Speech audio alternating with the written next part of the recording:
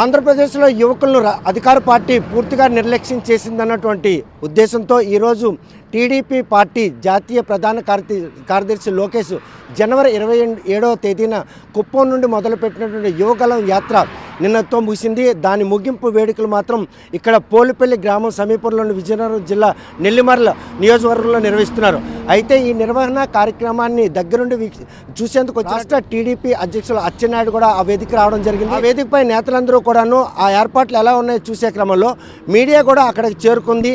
ఆయనతో వెళ్ళి అక్కడ ఎటువంటి ఏర్పాట్లు చేస్తున్నారో కనుక్కునేందుకు తాము చేస్తున్న ప్రయత్నంలో ఆర్టీవీ బృందం కూడా ఏదైతే పోడియం ఏర్పాట్లు ఉన్నాయో అక్కడికి వెళ్ళినంటే అక్కడ మాత్రం టీడీపీకి సంబంధించిన కొంతమంది గూండాలు ఆర్టీవీ కెమెరాపై దాడి చేసి ఆర్టీవీ రిపోర్టర్లను కూడాను కొట్టడం జరిగింది.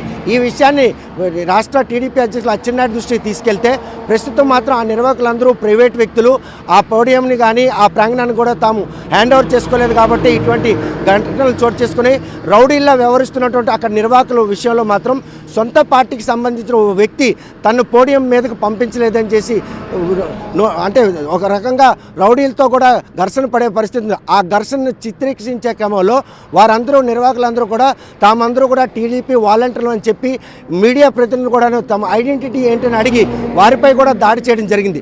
ఇలాంటి దాడి చేస్తున్నటువంటి గూండాలను పెట్టి నిర్వహిస్తున్నటువంటి ఈ సభలో రేపు ఎటువంటి అసౌకర్యం చోటు చేసుకుంటే ఓవైపు జనసేన టీడీపీ కలిసి మొట్టమొదటిసారిగా చంద్రబాబు నాయుడు అదేవిధంగా పవన్ కళ్యాణ్తో పాటు బాలకృష్ణ అదేవిధంగా లోకేష్ కూడా అగ్రనేతలందరూ కూడా ఆ పోడియంకు ఇచ్చేసే పరిస్థితి ఉంది.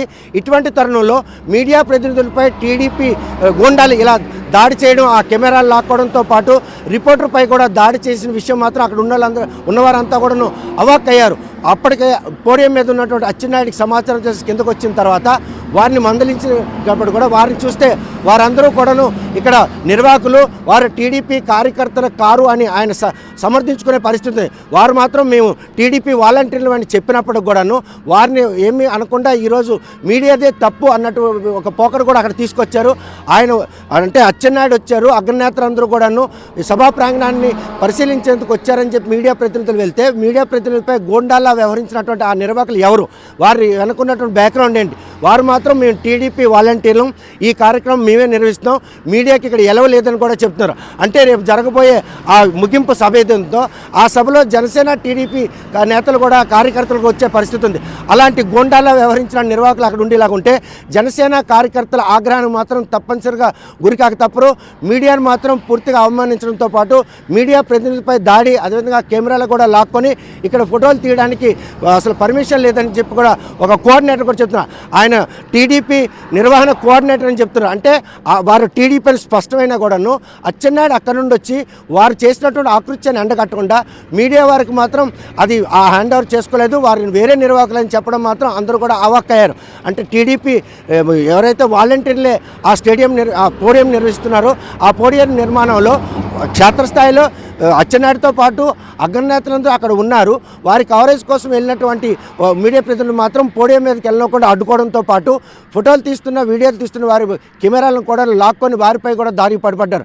అంటే ఇటువంటి ఆకృత్యాలు పడుతున్నటువంటి అలాంటి గూండాలు ఉన్నటువంటి ఆ సభా ప్రాంగణం రేపు ఈ కార్యక్రమం ఎలా జరగబోతుంది అన్నటువంటి విషయం మాత్రం ప్రతి ఒక్కరూ చర్చించుకుంటున్నారు. రేపు పోలిపల్లి గ్రామం సమీపంలో జరుగుతున్నటువంటి ఈ యుగల ముగింపు యాత్రలో మాత్రం గందరగోళ పరిస్థితులు నెలకొనడంలో ఎటువంటి అతిశక్తి లేదు.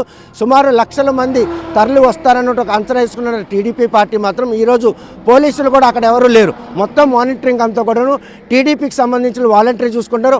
వారి వెనక వీరంతా ఈస్ట్ వెస్ట్ గోదావరితో పాటు గుంటూరు అదేవిధంగా కుప్పం నుండి వచ్చినటువంటి వాళ్ళ కనిపిస్తే వారు వ్యవహరించే తీరు మాత్రం గోండాలను ఇలా కల్పిస్తుంది. కెమెరాలు లాక్కోవడం అదేవిధంగా మీడియా ప్రజలను ప్రశ్నించడం మీడియా ప్రజలపై దాడి చేయడం ఈ విషయం తెలిసినటువంటి అచ్చెన్నాయుడు కూడా మౌనం వహించడం మాత్రం అందరినీ అవాక్కు గురి చేసింది. రేపు జరగబోయే యువగల ఏదైతే ముగింపు యాత్ర ఉందో మాత్రం రేపు అక్కడ అలజడి వాతావరణం నెలకొంది. అందులో ఎటువంటి అశక్తులు పోలీసులు ఎటువంటి భద్రత కల్పించలేదు. కేవలం క్యాన్వాయ్లు నేతలు అక్కడ చేరుకున్నంత వరకే పోలీసులు ప్రేక్షపాతం వహిస్తున్నారు.